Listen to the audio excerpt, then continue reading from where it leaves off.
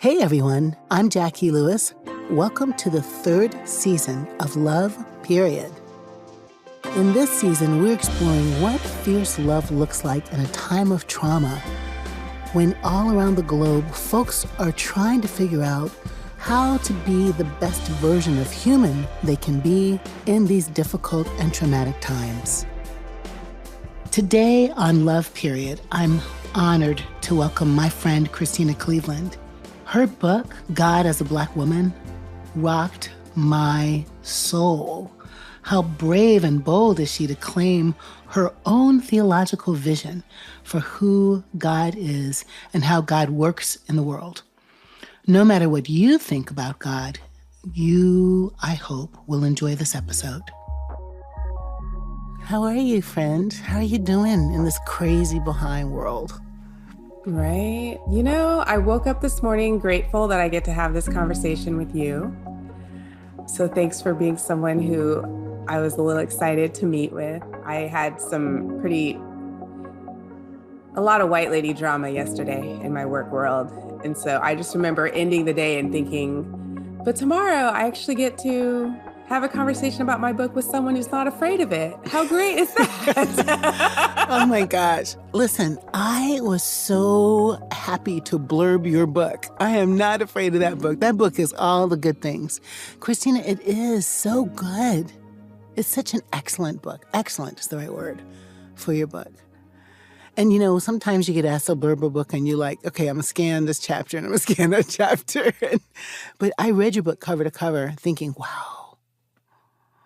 So let's talk about, if you feel comfortable, and you don't have to name names and stuff, but let's talk about white lady drama, because we're going to really try to focus today on what's love got to do with this trauma we're in?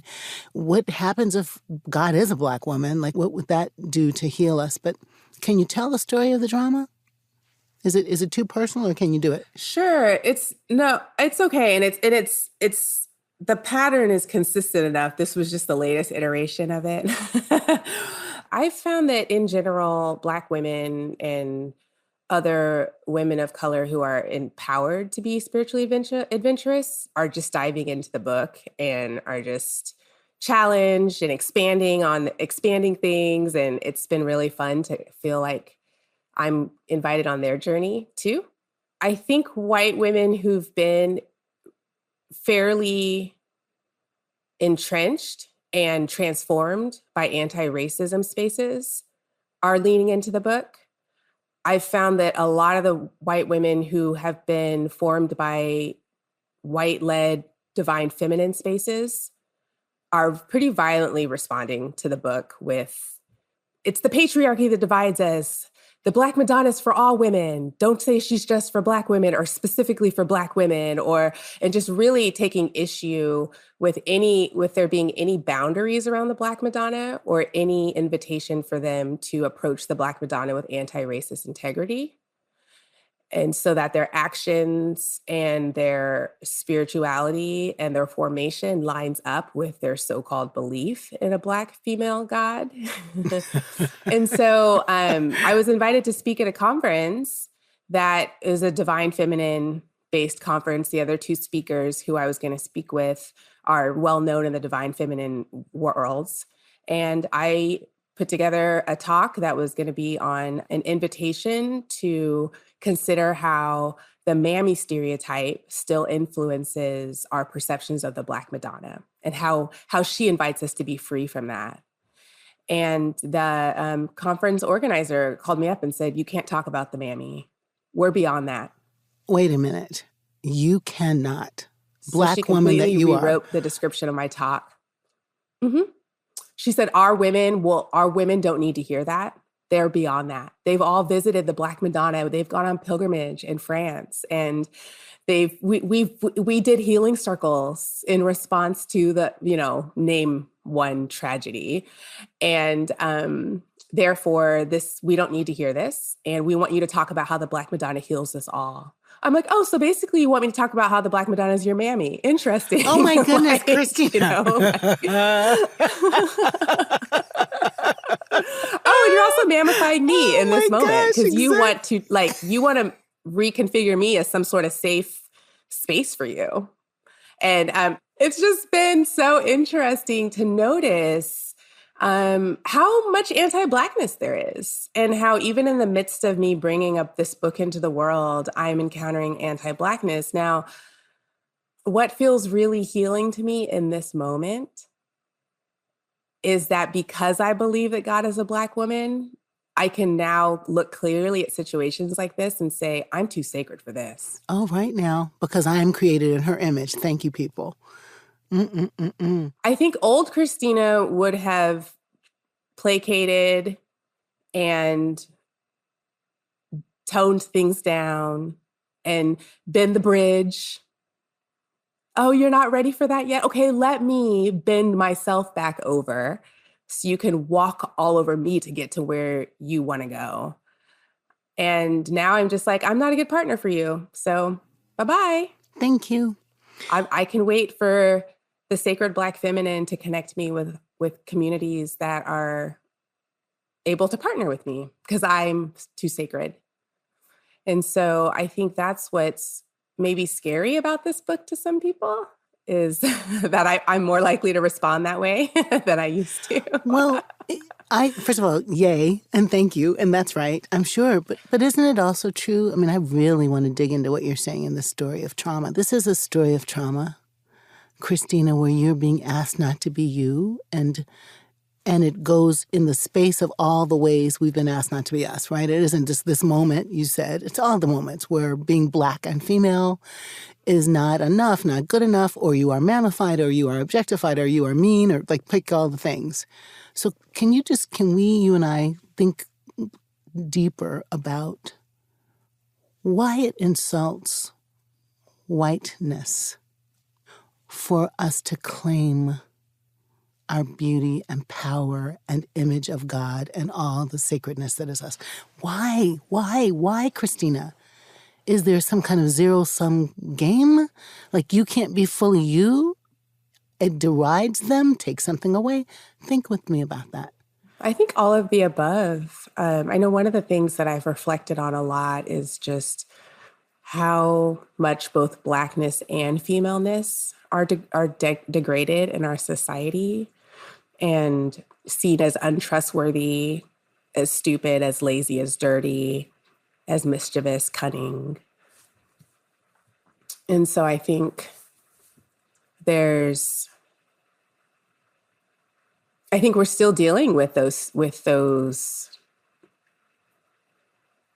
I want to call them brands, like branding. It's branding. And you know, in the case of white women, there really hasn't been a reckoning around how much white women participate in white supremacy. It remains elusive, this real grappling with. And so I think there's so many women who've been connected to the divine feminine because they have felt branded by patriarchy. And they're not able to apply any sort of expansive or intersectional lens to that. And so, you know, so I think trauma is at the heart of it, in sort of in just naming their humanity and naming why it's hard for them to show up as both wounded and the wounders. That's very difficult for me to understand. As a Black woman, I've had to be intersectional. And so it's easy for me to acknowledge I benefit from systemic oppression, and I also am hurt by systemic oppression. And I think the complexity of the way that I move through the world has helped me to see that. Everyone doesn't have that gift, right? You hear me calling that a gift. I'm thinking about Du Bois. W.E.B. Du Bois is double consciousness right there. Our big great-great-great-granddaddy writing about Blackness as a gift of double-sidedness or double consciousness, both that we have a kind of Black consciousness in the world, but we also have to navigate the world with a white consciousness, or at least consciousness of the white consciousness, right? And I think in that book, Souls of Black Folks, it's complex. And so y'all are listening and be like, Jacqui, that's not exactly right. It's complex because it's also a burden. So it's not just a gift. But I do think you and I, as Black women in this nation, have had to learn to code switch, have had to learn to navigate different points of view. Barbara Christian is a beautiful writer that wrote an article called Speaking in Tongues or something like that, saying Black women are always multivocal. Christina, you are that in your book. And I think people might be mad at your complexity, perhaps, but to feel. Yeah, my brother right? said it really well. Say more. So what did he say? Yeah, a couple of weeks ago, my brother's this he's just one of the most beautiful people I know, and we're also just really different theologically. And so we have really rich conversations. But he was telling me just 2 weeks ago, because he's making his way through my book slowly. And he said, Christina, I've been listening to you talking about this for the last 5 years, and I still find your book to be very intense. And he's like, I think people can barely grapple with a Black God and can barely grapple with a female God, but then you're putting it together and it's just like, whoa. Whoa. And I appreciate his honesty, and I know he's someone who cherishes me, so it's not threatening to me at all to hear that feedback. But I think it's true. I think this world has been run by patriarchy, and so it's inherently siloed. Patriarchy doesn't do weaving. Patriarchy doesn't do integration. And so I think when you talk about this double consciousness as a gift, I think that Black women in particular are really, really, really effective at integration. That's why our scholarship is so interesting and mind-bending and forward-thinking. It's why our inventions and our art and our hair products and category busting. Everything. Exactly. Yeah, everything we do is just bursting with creativity that says, do not stop me from going where I'm going to go. And the innovation, and it's because we have so many different consciousnesses.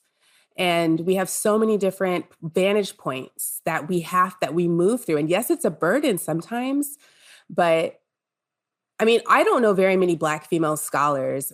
My background's in academia. I don't know very many Black female scholars who are not inherently interdisciplinary. Right. They might be in the physics department, but they're doing physics and gender studies and Black studies and urban studies and throw in some poetry, And there are people now who are trying to do that. They're now creating interdisciplinary departments because they're trying to create that from the silos. And we just do it effortlessly. And in order to survive, I would say, right? In order to thrive. I have a PhD in psychology and religion from Drew, Religion and Society, Psychology and Religion. And my program was interdisciplinary. I'm so glad I went there. I was thinking about homiletics at Princeton. But I did this whole narrative thing. So I want to go back to a thread about the mammification of you, right, is like a trope or it's a stereotype, but it's also a story, a narrative, a short narrative sometimes that pops up. What I wanted to do in my studies was, how do these stories shape us, create us, and how do we bend them? What did you call it? How are we spiritually adventurous? How are we academically adventurous? So girl, I had a PsyD, I had a therapist on my committee, I had Tracy West, the ethicist, on my committee, I had a literary scholar on my committee. It was so juicy. Exactly. It was so juicy, exactly. Right? To be encouraged to think in code, to think in multiple tongues, right? And to therefore write. But look, a lot of people haven't read your book, and they're going to pick it up or they're not going to pick it up. But let me just make sure we say, why did you want to write this book? It was the book that I needed to read. I was longing for a way to connect with God that made sense to my Black and female embodied soul. I had to go out and find that God because the religious communities, spiritual communities that I had been a part of quite diverse range of them, were not able to support a spirituality that affirmed my sacred Blackness and my sacred femaleness at the same time.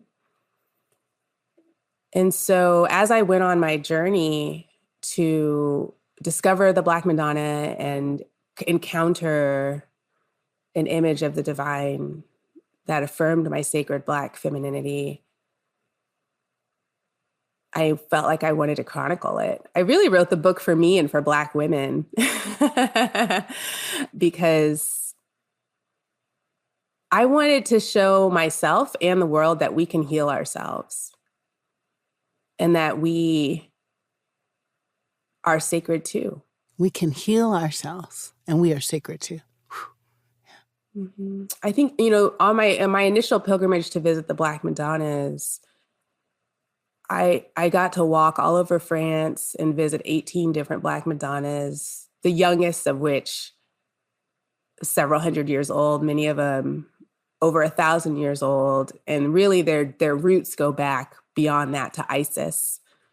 And just to finally encounter in a religious institutional space, which felt important to me as a good kind of Pentecostal Black kid, it felt important to me to encounter this in an institutional religious space.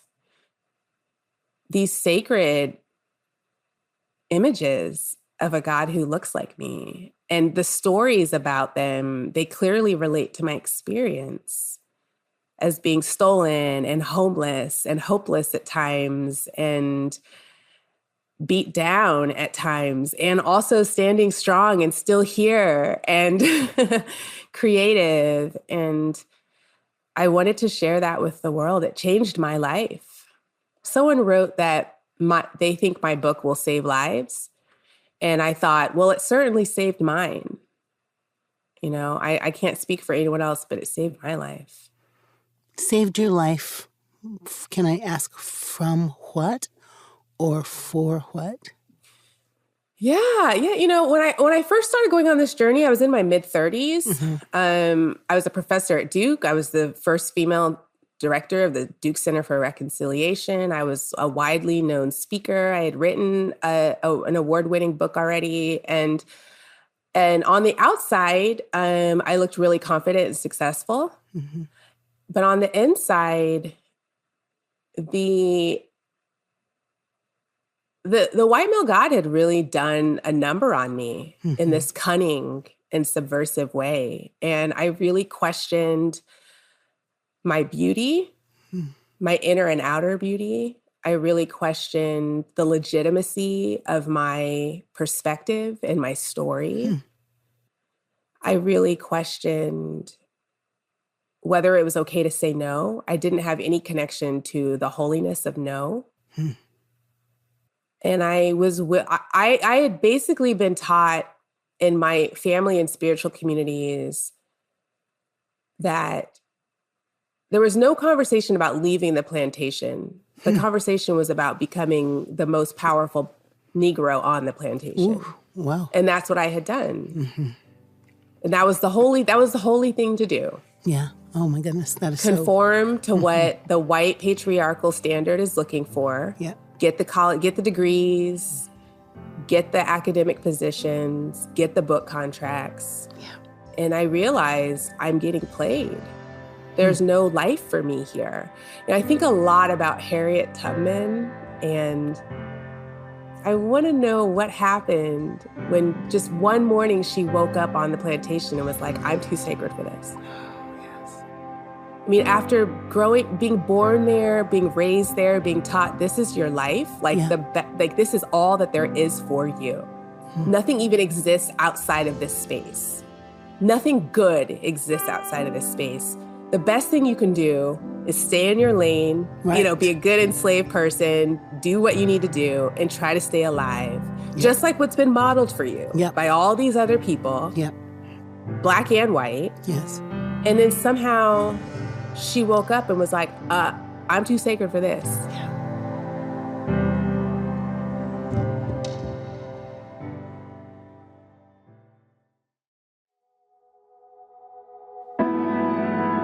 I want to tell you some things that are resonating so closely with me, which is why I was so glad to have you today. And I feel like I want to be your new best friend.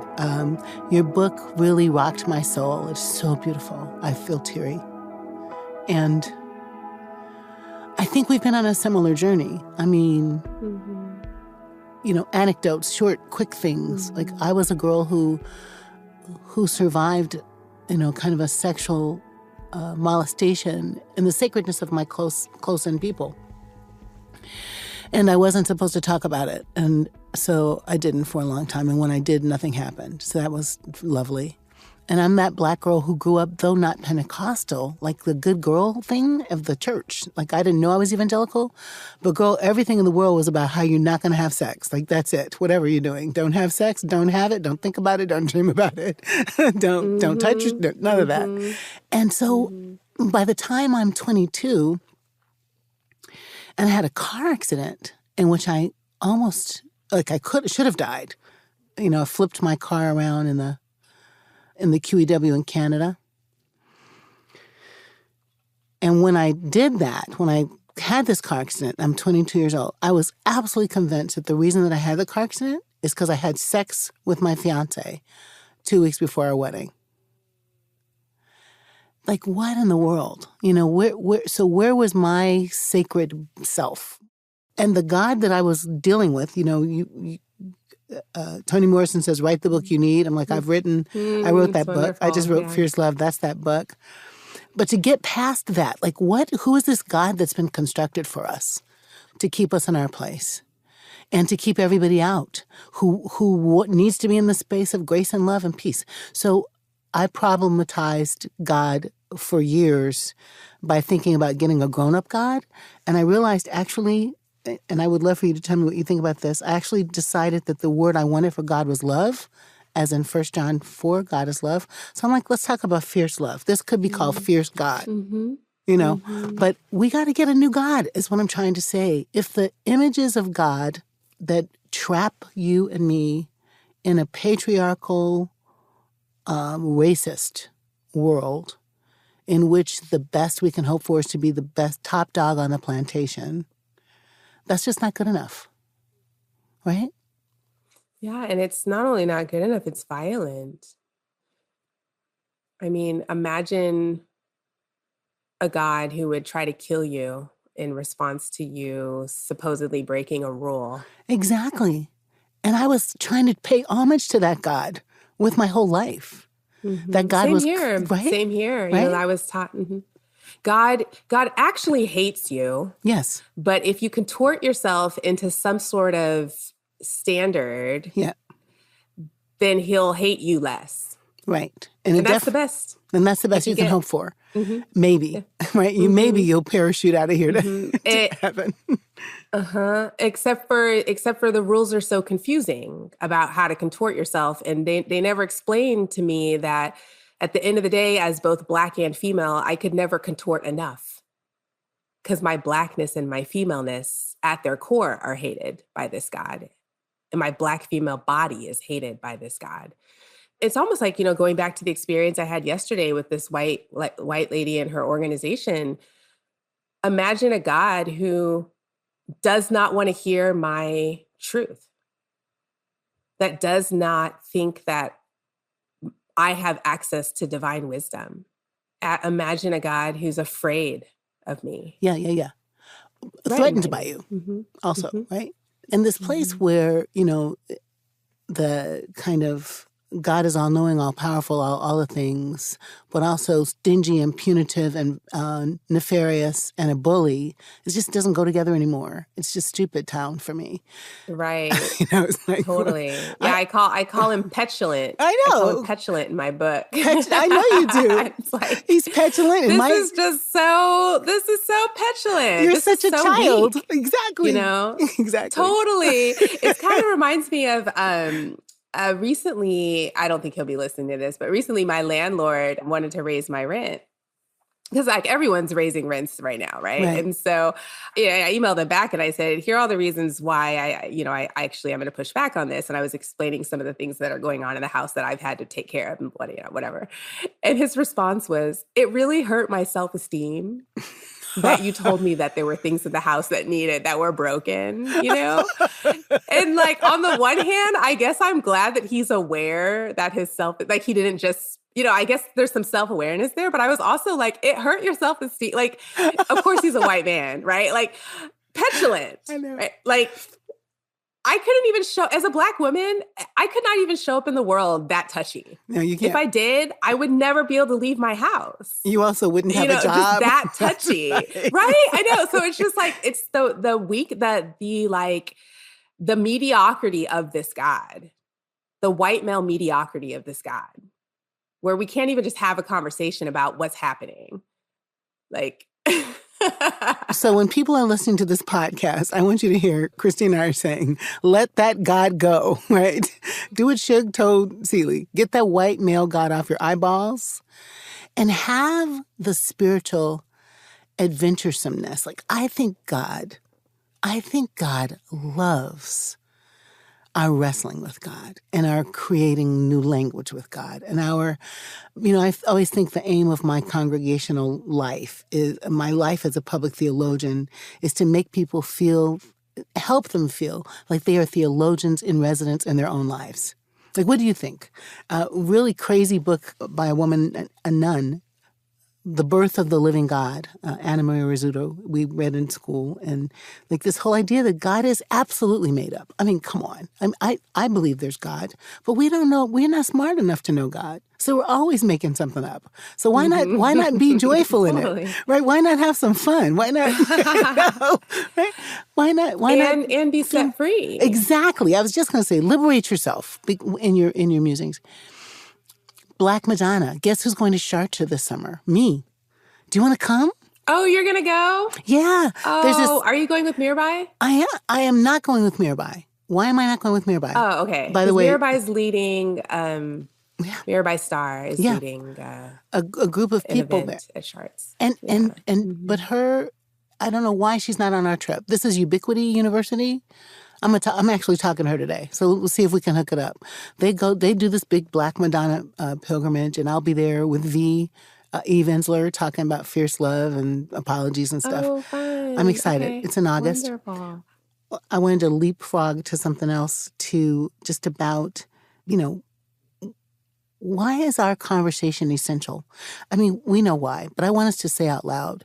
Here's the story. This nation is traumatized. We are in a traumatized time, being led by traumatized people, some of them who are also our buttholes, is my theological word for them.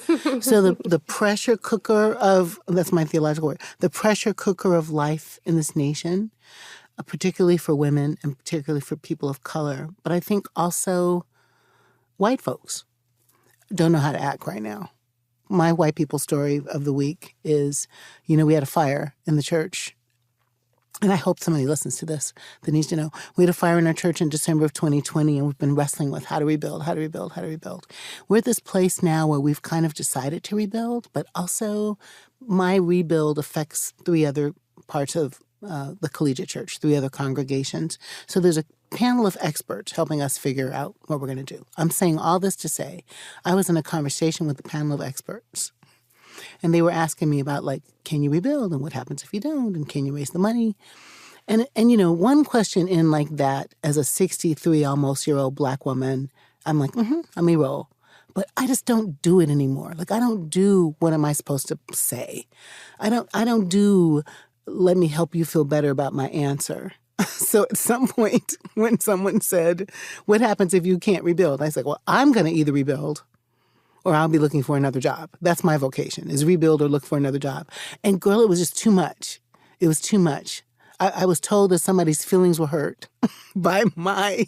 My self-esteem was... What? Your feelings are hurt because I said that. Yeah. Oh, help me, Lord. How are we going to deal with fragility in this time of trauma? Yeah. How are we going to deal with white supremacy in this time of trauma? Yeah, I mean, that's why I'm so grateful that God is a Black woman in my head, because there's a way that I can let go that I wasn't able to before. I now realize that I was essentially living a life as an agnostic before I encountered her, which is fine if you're agnostic, but I was calling myself a believer. So it's not actually fine to live like an agnostic. But because I was afraid of this petulant, violent God, and didn't actually think that he had my back, I would pray, sure, but then also rearrange my life so that I covered myself. I was always living from that traumatic space of what's going to happen next. Oh no, I have to make sure I'm taking care of myself. I need to be the strong Black woman. I need to double check. I need to triple check. I need to cross all my I's, T's, do everything. Don't take risks. Don't actually be vulnerable. Mm-hmm. Mm-hmm. But now that God's a Black woman, even in the midst of all this, there's a pathway to serenity for me. Mm-hmm. I now have someone I can trust. At the helm. I now have someone that has my back. Yep. Mm-hmm. Totally get that. And if God's a Black woman, then it's handled. Right. It's just handled. Yeah. I don't know how. I don't know when. But you trust that it's handled somehow. Yeah. I trust that. And then I can just move into that flow space of, okay, so how do I participate in her handling it? As opposed to, it's on me. If I don't say it, it won't get said. If I don't go to the march, it won't get marched. If I don't stop this, it won't happen. That's just such a lonely and, at the end of the day, self-centered way of moving through the world. Yeah, absolutely. I agree with that. But that's what I had to do, because I was only moving from that place of trauma. Yeah. And I didn't even have any sort of sense that anybody else was out there. Christina, I totally get that. And, I don't know, maybe 4 or 5 years ago, I say we've been on the same journey. I wrote a piece for Center for Action and Contemplation about what if God is a curvy Black woman, talking about the Black feminine God that I love and worship. I think in some way I'm right there with you that I have a different kind of faith. That's what I would say, right? My faith is stronger and also more surrendered. I don't know. Is oxymoron? Like, I believe there's a God. I believe God's name is love. I think she's Black and strong and curvy and multivocal and can handle our business. Yes. And I feel like I can rest in the bosom of that God. Maybe you're saying that too. I feel like I have less of a control freak. I feel less manic. I feel less anxious. I agree with all that. And I feel less controlling. I'm less interested in controlling myself and others than I used to be. Because, and I want to translate what we're saying. There's a river, right? There's a river that is our lives. And it's moving. It's in motion. And I think that river is God. I think that river is love. And I think that river is God. And I think it's going to move. I don't think it is going to insist on its own way. I don't think it's going to make us do anything. But I think we can get in the river and be in the river. And sometimes we can be in the middle of it and we're good swimmers. And sometimes we cling to the edge. A little bit stealing from Richard Bach right there. The illusion. But sometimes we're in the middle. Yeah, go, Christine, that's great. See you later. We're tagging out. We're sitting on the shore. The river is still going to move. And I wonder if there's a way that we could give a blessing, an invitation, an invocation, a blessing to the people who are listening about how our God, this Black woman, who's also a river. Let's let her be a trinity, just for fun. Like a Black woman who's also a river, who's also love. How could people find their way to some salve, Christina, some hope, if they lean in? Let me let you give a blessing, a thought there, and I'll do the same, and we'll wrap. Okay? What do you think? Yeah, I love that metaphor of the river, and I love a trinity. What resonates in what you just shared is that she's the God of consent. Unlike white male God, she's not going to bully her way into our lives. And she doesn't just show up and announce herself and be like, proclaim, I am who I am. And I know this because if you look across history, there are tens of thousands of known names for the sacred Black feminine, tens of thousands of known names. She loves to be named. She loves to invite us into identifying who she is, as opposed to just showing up and being like, this is who I am. She wants to invite us. She's all about consent, which is just so different than what we've been taught. And so I think my invitation is she's the God of consent, and she wants you to jump into that river.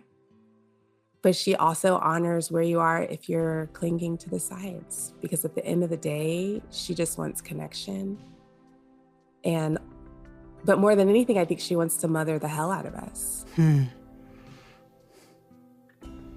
Oh, that's beautifulness. I'm only going to add a phrase, mother the hell out of us, and love the shit out of us. I mean, just like love us to pieces. You know, my mother wasn't a cursor, but every now and then she'd go, I love the shit out of you. And we'd laugh. But she died 5 years ago because if mommy was going to say a swear, like, wow, you know, she was either really mad or she was trying to make you laugh. So this God who will mother us to wellness, but also just love our dirty drawers. I mean, think of all the ways we would say that in our communities. Like, you can't do anything that's going to make me stop loving you. And if that's the nature of the relationship, wow, come close, right? And feel me. We'll be transformed. Amen. So we can transform the rest of this craziness. Christena Cleveland, author of God is a Black Woman, get it, read it. Her brother says it's deep. It is. It is. And it's essential. So get an audiobook if you're that kind of person, and buy her book and buy my book and put them on your table and imagine a God who can get us through this trauma, because she can, and she's here. Christena Cleveland, thank you so much for this amazing book and for this stunning conversation. I appreciate you. Thank you for having me. Thank you for listening today. I found my conversation with Christena Cleveland to be spellbinding. How about you? And if we're created in the image of God, is it possible that we also create God in our image?